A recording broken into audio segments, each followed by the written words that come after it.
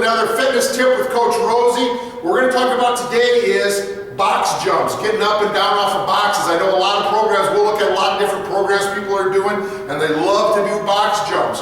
We do limited box jumps because it's a really high intense exercise.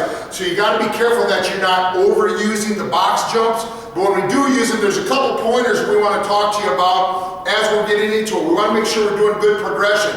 So make sure when you're working with your athletes, you're starting at a lower level and progress to a higher level. We got Renette here again today. What we're going to show is how we start our progression from teaching. What we do is have our athlete just step up on the box, and the first thing we do, instead of having them jump up or down, we have to make sure they know how to land and load. So one of the first things we're going to do is, she's just going to come off the box. She's not going to jump. She's really just going to step off the box. We're going to make sure that she can sit back and load that backside chain. I know we talk about the backside chain all the time. We want to make sure we're loading that backside chain so the booty's dropping back and I'm loading through the hamstring here. My knees aren't pushing forward. So she's just going to step off the box, push back and land through. We're looking to make sure my knees don't collapse in or they don't get pushed out. We talk about with our athletes, make sure I'm going through my big toe, little toe, and heel so I have that tripod. As I'm coming off the box, when I land, I want to make sure I'm loading back and coming through. So then our progression can be, she's going to step up again. This time she's just going to add a little bit of a jump with it.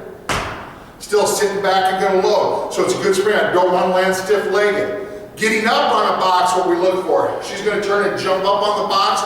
One of the things we look for when our athletes are getting up on a box is when they land on the box, and here's a big key. I'll have athletes all the time say, Coach, I jumped up on a 28-inch or a 32-inch box. What we look for is, did they really get their center of gravity or their mass up on top of that box, or they just have really good flexibility. They really get their feet up on their box, but their hip is lower than their heels. So when we have guys jump up on a box and they're sitting way down, we back off on the height that their box that they're going to be using because it's too high and they're not working through that power. And that's why we're doing box jumps. We want to develop power. We're not developing power, we're just getting good flexibility. So what we're going to look for, she's going to jump up onto the box, and when she lands, her hips were above her knees. Right? And same thing, good landing form, hips are sitting back. That's what we got to look for to make sure that we're developing that power, that we're not hurting our knees, we're not hurting our hips, and we're taking care of our athletes as we're doing this. Great exercise to add to your program, like we say. Don't overdo it, make sure you're doing it right. We'll see you next time.